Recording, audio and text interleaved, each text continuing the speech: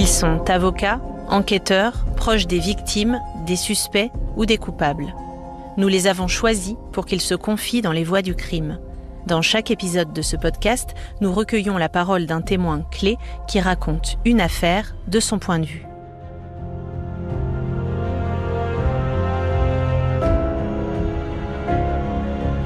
Je suis Plana Radenovic, journaliste au service police-justice de RTL, et dans cet épisode, j'ai choisi de revenir sur l'une des histoires les plus médiatisées de ces dernières années, l'affaire Jubilard.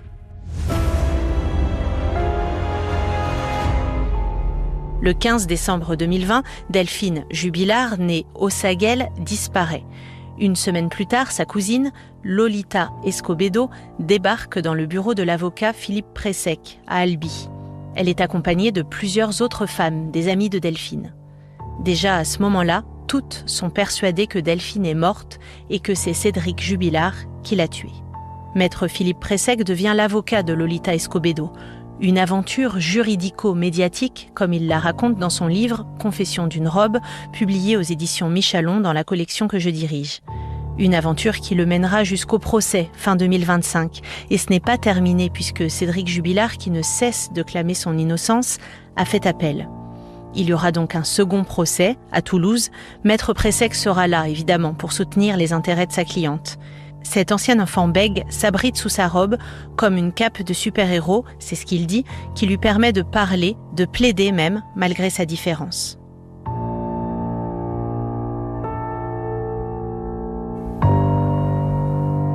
Bonjour Maître Pressec. Bonjour. Alors tout d'abord, comment êtes-vous entré dans le dossier ? Ça s'est passé assez rapidement puisque Delphine Jubilard a disparu le 15 décembre 2020. Et dès le 23, je reçois un appel téléphonique. Bonjour, je suis Lolita Cavaillès, je suis la cousine de Delphine Jubilard. Ma cousine a disparu, son mari l'a tuée. Ça a commencé comme ça. Et c'est vrai que Lolita Cavaillès a toujours eu chevillé au corps d'une manière complètement tripale et irrationnelle cette conviction profonde que Cédric Jubilard avait tué sa femme. Et donc là, c'était un coup de téléphone. Évidemment, vous la rencontrez ensuite. Comment elle se présente ? Comment ça se passe, cette première rencontre ? Alors, elle est venue. Elle n'est pas venue seule. C'était c'était le groupe d'amis de Delphine. Ma cliente et sa cousine, mais était aussi une de ses meilleures amies. Et Delphine Jubilard était quelqu'un d'extrêmement sociable, extrêmement solaire. Elle avait beaucoup de connaissances, beaucoup de copines, et il y avait ce groupe d'amis qui se sont présentés un petit peu comme des passionnariats. Elles étaient toutes convaincues que Delphine était morte. C'était le moment où on savait pas trop ce qui se passait, juste qu'elle avait disparu. Elles étaient convaincues qu'elle était morte, elles étaient convaincues que son mari l'avait tuée, et elles ont commencé, et elles n'ont pas arrêté pendant 4 ans, à chercher le corps. Tous les week-ends, dès qu'elles avaient un moment de libre, elles partaient dans la campagne pour fouiller. Le moindre recoin, le moindre brin d'herbe était soulevé pour voir si on n'avait pas trouvé une trace de cette malheureuse victime. Oui, donc là, il y a une information judiciaire qui est ouverte. Ces femmes-là qui viennent vous voir, elles veulent se constituer partie civile. Est-ce que vous pouvez nous expliquer comment ça s'est passé finalement ? La constitution de partie civile des amis pose un gros problème en droit français. Parce que le droit a tendance à considérer que famille égale amour, ce qui est un petit peu réducteur à mon avis. Et je crois que si je vous demandais qui vous voulez voir devant votre cercueil, plus que votre vieil oncle que vous voyez une fois par an, vous voulez voir vos amis avec qui vous passez tous vos week-ends et avec qui vous faites la fête. Les amis sont souvent plus importants que la famille. Et le droit continue vraiment à renacler là-dessus, et alors que le vieil oncle gâteux dont je parlais à l'instant, il suffit qu'il dise « je suis le vieil oncle gâteux » et il est reçu partie civile, alors que les amis, c'est un véritable parcours du combattant parce qu'il faut prouver l'amour. Alors on a beau dire il n'y a pas d'amour, il n'y a que des preuves d'amour, va prouver la force d'un lien d'amitié. C'est très compliqué, parce qu'il y a des amitiés qui se vivent mais qui ne s'écrivent pas, qui ne se parlent pas. On peut aimer quelqu'un sans jamais lui dire qu'on l'aime. Donc, elles ont eu beaucoup de mal et la plupart ont été rejetées de leur constitution. Ma cliente a été de suite acceptée, non pas parce qu'elle était une de mes meilleures amies, mais parce qu'elle était la cousine. Comment elle l'a vécu? Elle a été déçue, évidemment, puisque le groupe s'est un petit peu dissous à cause de ça. Mais je crois qu'aussi elle a conscience qu'elle a porté aussi la parole de ce groupe. Cette disparition, elle prend place à Cagnac-les-Mines. Vous êtes avocat notamment à Albi.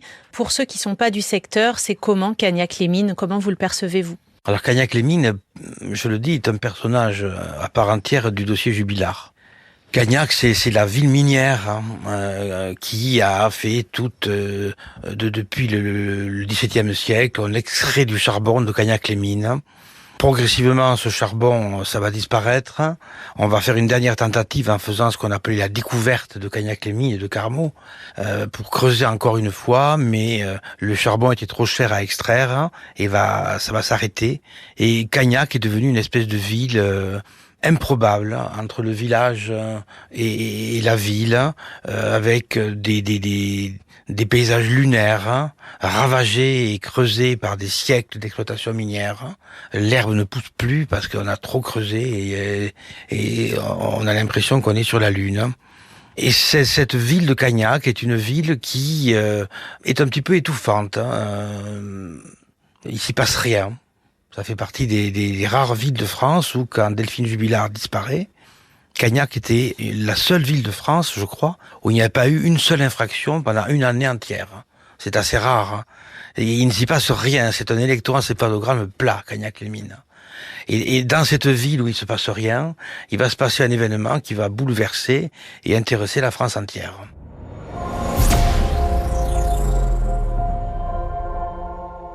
Oui, alors on va y venir. C'était donc le 15 décembre 2020.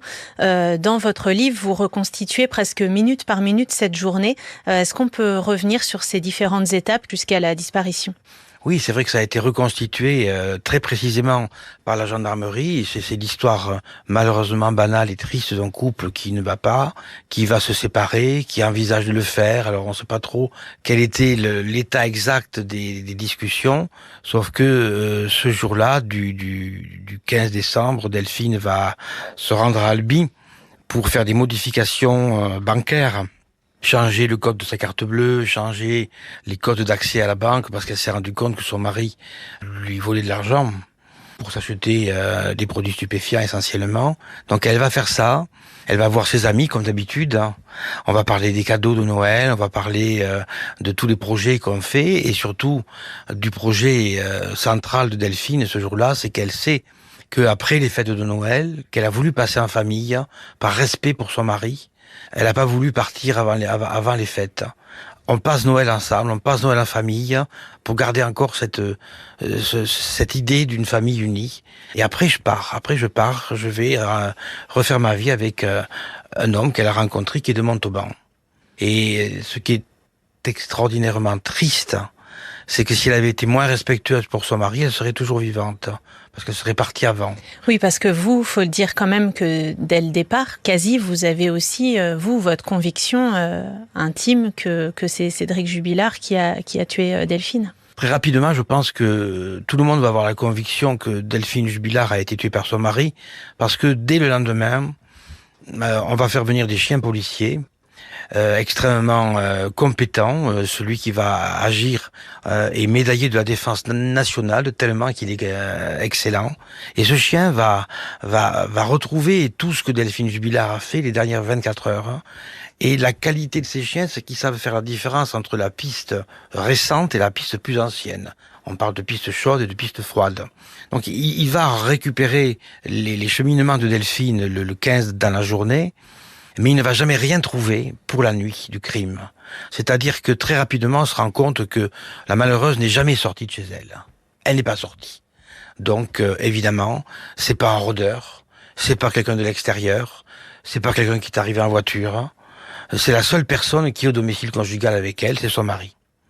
Et il y a cette reconstitution aussi à laquelle vous assistez, qui va un petit peu cimenter votre conviction. Oui, c'est vrai que la reconstitution qui s'est passée en 2022, pratiquement les conditions, je dirais, du réel, puisque Delphine avait disparu le 15 décembre 2020 et on a reconstitué le 13 décembre 2022.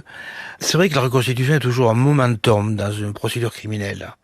C'est extrêmement facile de mentir à un juge d'instruction assis dans un fauteuil, après avoir échafaudé des théories dans sa cellule. Mais le jour où il faut mimer les mensonges que l'on profère, c'est très difficile, parce que tout n'est pas mimable, parce que c'est faux. On va se rendre compte que ce fameux cri d'horreur dans la nuit, qu'une voisine a entendu, et donc Cédric Jubilard disait que c'était pas possible. Ben si, c'est possible, parce qu'on va reconstituer la chose. Et surtout, on va reconstituer cette dispute qu'il y a dans la maison, cette dispute qui est l'élément central du dossier, où le petit Louis, à travers l'embrasure de la porte, va voir ses parents se disputer. Entre le sapin de Noël et la table basse, dit-il, ce qui fige la date. Puisque le fait que l'enfant se rappelle avoir vu ses parents se disputer à côté du sapin de Noël, c'est qu'on est vraiment à l'époque de Noël, et pas en septembre comme Jubilard le prétendait. Donc il va voir ses parents se disputer. Et on va voir en reconstituant que cette dispute est possible et que l'enfant pouvait voir, alors que là aussi, Jubilard prétendait que l'enfant n'aurait pas pu voir. Donc tous les mensonges de Jubilard ont explosé. Et puis il faut décrire cette ambiance lors de cette reconstitution où toutes les maisons sont placardées, où vous entendez, vous, cette gendarme qui reconstitue le cri dans la nuit, qui crie. Est-ce que vous pouvez nous décrire un petit peu ça ? Oui, c'était une ambiance incroyable parce que, bon, une reconstitution est toujours quelque chose de très préparé. Et puis aussi des problèmes liés à la sécurité de la personne poursuivie, la sécurité des gens en général. Là, on avait une ambiance qui faisait plutôt penser à une série Netflix avec des drones de la gendarmerie qui patrouillaient dans le ciel pour éventuellement faire tomber les drones des journalistes qui auraient pu venir espionner. Et effectivement, tous les habitants de Cagnac avaient reçu comme consigne de rester chez eux, sans sortir, volet fermé. Je sais même pas si c'est légal de donner un tel ordre, mais ça avait été donné et tous les gens étaient placardés chez eux. Et des forces de police incroyables qui entouraient Jubilard. Et alors c'est quand même incroyable parce que cette reconstitution, j'ai à la fois eu la certitude intime de sa culpabilité et à la fois il m'avait fait une peine immense, mais c'est mon côté avocat de la défense. Parce qu'il était tout seul, effectivement, avec les drones, les gendarmes, tout le monde avait des gilets pare-balles. Et puis là, il était tout seul avec des habits pas assez chauds pour la saison, il grelottait.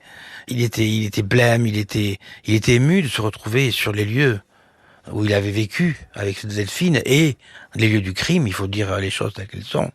Et c'est vrai que j'avais été très, très touché de voir cet homme-là tout seul.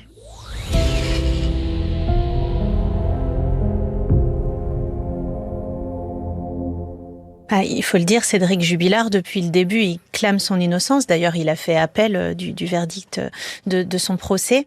Qu'est-ce que vous avez pensé, vous, de sa défense ? Parce que vous dites c'est des mensonges, mais pendant toute l'instruction, il a eu une défense très offensive en niant tout, point à point.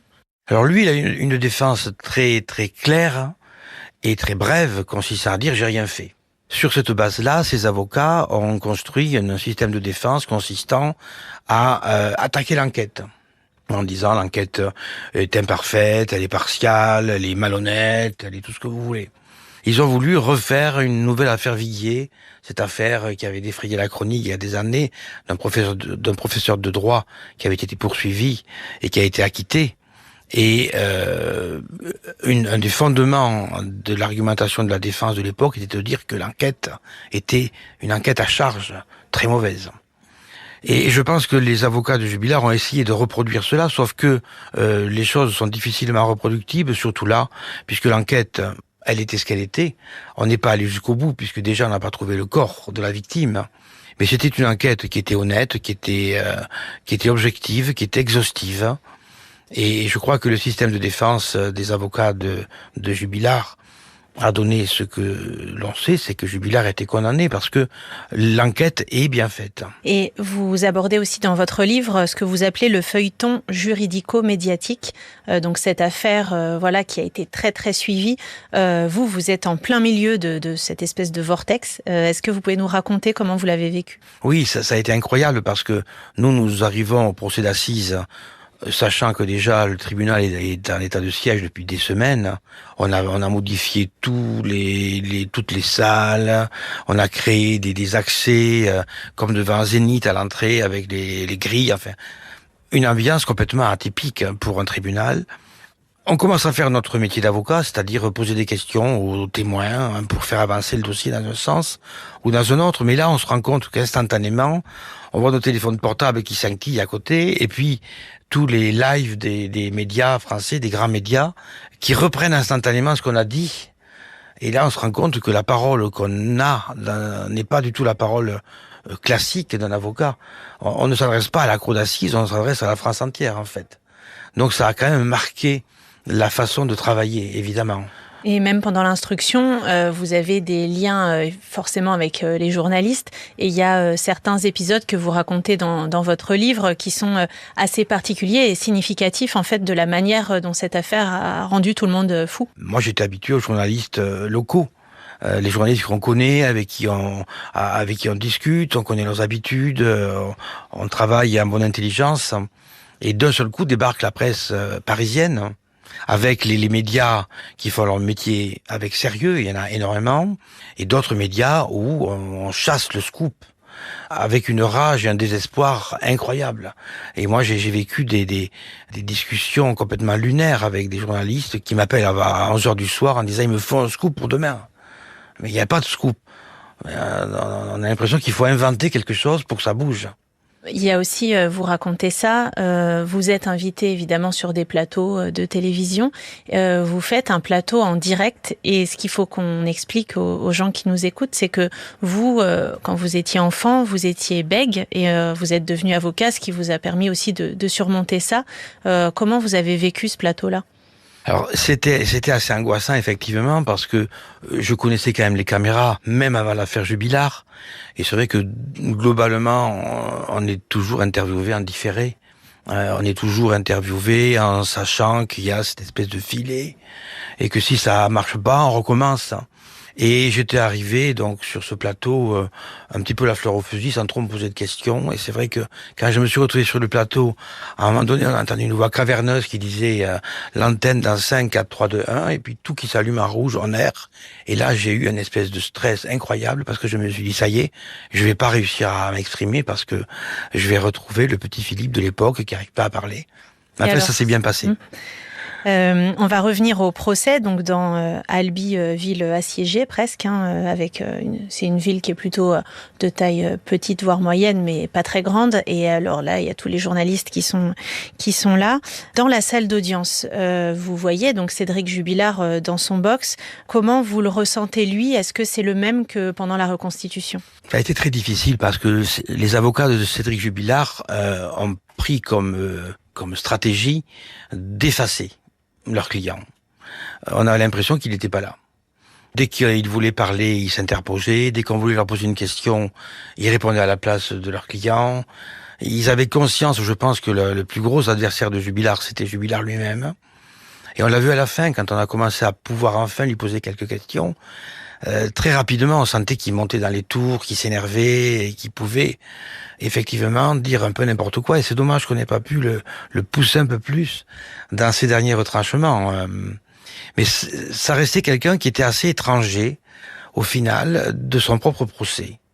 Je pense pas que ça lui ait servi parce que les jurés, on le leur dit, et ils en ont conscience. On est là pour juger un homme, on n'est pas là pour juger des faits. Et pour juger un homme, il faut quand même savoir à qui on a affaire. Et c'est vrai que les jurés sont restés sur leur faim parce que il était tellement claquemuré derrière ces avocats qui faisaient vraiment leur rôle de pare-feu. Mais trop. Il y avait trop de pare-feu et on voyait plus l'être humain qui était derrière. Et puis le pire, évidemment, ça a été quand il s'est rendu compte qu'il avait une admiratrice dans la salle Ça reste des mystères de la psychologie humaine, hein. Certaines femmes sont attirées par les voyous. On appelle ça des ivristophiles. Et il y en avait une dans la salle qui se mettait toujours au deuxième rang et qui s'est fait remarquer par Jubilard. Et à la fin de l'audience, la dernière semaine, on avait le sentiment qu'il était plus concerné par sa groupie que par ce qui se jouait dans la cour d'assises. C'était incroyable.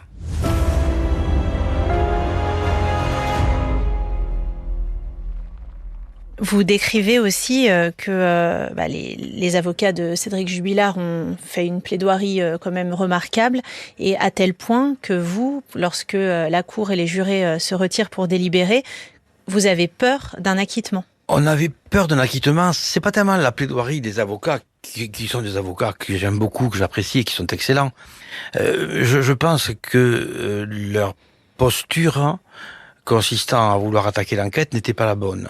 Donc je ne craignais pas l'acquittement à cause de leur plaidoirie, mais à cause de toute l'audience, et surtout, on s'est rendu compte que le délibéré était très bref. Et plus le délibéré est bref, plus l'acquittement est possible, parce que un délibéré, on commence par statuer sur la culpabilité, et si on décide que la personne est coupable, on va répondre à toutes les questions une à une, et après on va statuer sur la peine. Donc c'est un délibéré plus long.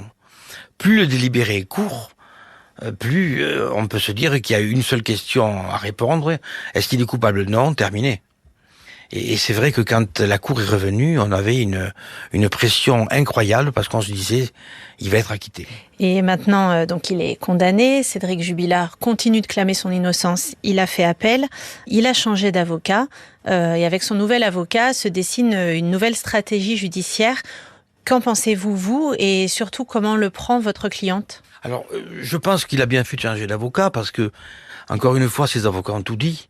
Et tous les coups de théâtre médiatique qu'il y a eu durant la session albigeoise avec les mises en cause de la police qui ont toutes fait flop, ils pourront pas le refaire en appel. Donc, il fallait qu'ils changent complètement leur système de défense, et tellement que, dans ces cas-là, il vaut mieux carrément changer de conseil. Donc il a pris un nouveau conseil qui est extrêmement offensif sur la situation carcérale de Jubilard. Et là, je trouve qu'on est sur quelque chose d'assez fantaisiste pour moi. C'est de la haute fantaisie, cette discussion sur la situation carcérale de Jubilard. Déjà, ces anciens avocats le disaient. Ça fait 4 ans qu'on nous dit que ce type est à l'isolement, que c'est une situation incroyable. Moi, je suis beaucoup plus souvent en défense qu'en partie civile, donc je suis très très impliqué et motivé et conscient du fait qu'en France, les situations d'enfermement sont inacceptables dans beaucoup de cas et qu'elles sont réellement inhumaines. Donc, je n'ai pas de souci avec ça. En effet, il y a des situations d'enfermement inhumaines. Mais dans ce cas-là, on va pas en parler à la télé. On fait ce qu'il faut, c'est-à-dire qu'on saisit un tribunal, qui est une juridiction administrative, pour dire les conditions d'enfermement sont inhumaines. Mais personne n'a jamais saisi aucun tribunal là-dessus, parce qu'en réalité, la décision de mettre Jubilard à l'isolement est une décision qui émane de la direction de la prison, pour des raisons que je ne connais pas. Je ne suis pas avocat de Jubilard. Je suppose que s'il n'était pas à l'isolement, il serait en danger pour lui, et que donc il est en sécurité à l'isolement. Donc les avocats de Jubilard jouent sur les deux tableaux. On le laisse à l'isolement parce qu'on sait que c'est bien pour lui, mais ça permet à l'extérieur de venir crier qu'il est triste et malheureux d'être à l'isolement.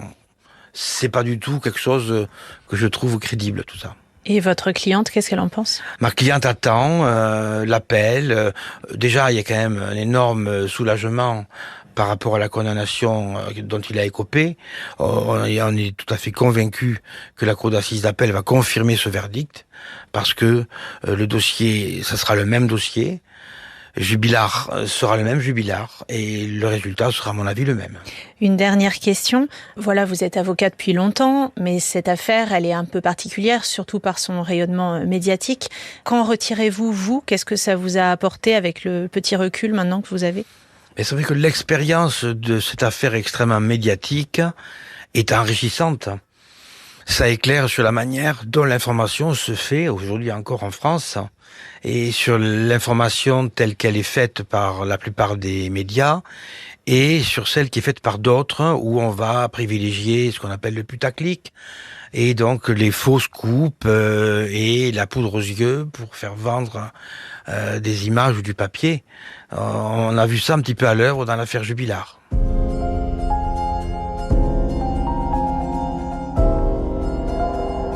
Merci d'avoir écouté Les Voix du crime avec Maître Philippe Pressec sur l'affaire Jubilard. Merci à Maïwenn Le Corollaire Richard et Marisa Fimei pour la préparation et la coordination, à Pierre Nabé pour la prise de son et à Étienne Villan pour la réalisation. Vous pouvez retrouver cet épisode et tous les précédents sur l'application RTL, rtl.fr et toutes nos plateformes partenaires. Et si vous aimez Les Voix du crime, n'hésitez pas à nous laisser une note et un commentaire. À très bientôt.